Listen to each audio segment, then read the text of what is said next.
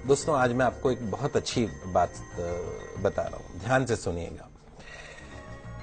अगर मोहम्मद साहब की शिक्षाओं पर मनन किया जाए, मुस्लिम शिक्षा जो है उनकी शिक्षाओं पर मनन किया जाए तो दो बातें उनमें सबसे अहम है। पहली क्या है, मोहम्मद साहब की जो शिक्षाएं हैं वो किसी भी एक देश के लिए नहीं है या किसी भी एक धर्म के लिए नहीं है, हिंदू मुस्लिम सिख ईसाई, ऐसा नहीं है, सबके लिए है। और दूसरी जो उनकी शिक्षाएं हैं आज से 1500 साल पहले जितनी प्रासंगिक थी आज भी उतनी है। जीवन का कोई ऐसा पहलू नहीं जिसे बेहतर बनाने, अच्छाई को स्वीकार करने के लिए मोहम्मद साहब ने कोई संदेश न दिया हो। उनके संदेशों को गलत अर्थों में ले लें वो अलग बात है। उनकी जो बातें हैं वो इंसानों को सच की राह दिखाती है। अर्थशास्त्र, इकोनॉमिक्स भले ही ब्याज को मूलधन का किराया, शुल्क या कुछ और माने, लेकिन जो इस्लाम धर्म में ब्याज को ममनू माना गया, अनुचित माना गया है। इस्लाम के मुताबिक ब्याज एक ऐसी व्यवस्था है जो अमीर को और अमीर बनाती है और गरीब को और गरीब बनाती है। इस प्रकार ये एक शोषण का जरिया है। पवित्र कुरान स्पष्ट रूप से ब्याज को वर्जित मानती है।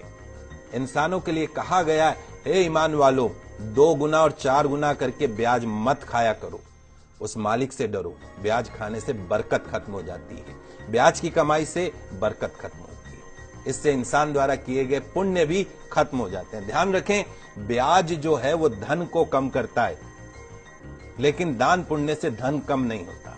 जो लोग ब्याज हासिल करने का निश्चय कर चुके हैं उनके लिए बहाने बनाते हैं, उसके लिए ये एक शैतानी धोखा है। जो लोग ब्याज लेने को सही कारोबार साबित करने की कोशिश करते हैं कि साहब ये तो हमारा बिजनेस है, और लोगों को भी यकीन दिलाते हैं कि ब्याज लेना उचित है, तो ऐसे लोगों को भी इसी प्रकार के शैतानी धोखे के शिकार होते हैं। तो जो लोग ब्याज खाते हैं उनके बारे में कहा गया है कि कयामत के दिन खड़े नहीं हो सकते, उसी तरीके से जैसे किसी को शैतान ने छूकर पागल कर दिया हो।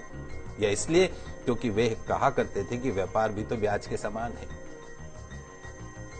व्यापार को वैध कहा गया है, ब्याज को पूरी तरीके से अवैध कहा गया है।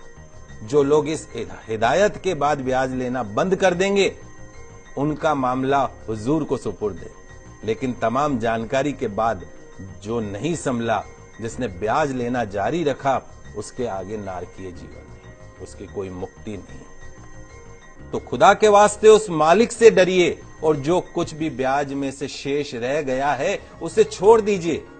यदि तुम सच्चे दिल से ईमान रखते हो, ना तुम खुद जुल्म करो और ना तुम पर जुल्म किया जाए। अगर तुम्हारे पास धन हो तो जरूरतमंद लोगों को कर्ज दो, उन्हें वापसी के लिए कम से कम इतना तो समय दो कि कर्जदार इंसान उसे आसानी से वापस लौटा सके, आत्महत्या नहीं करे।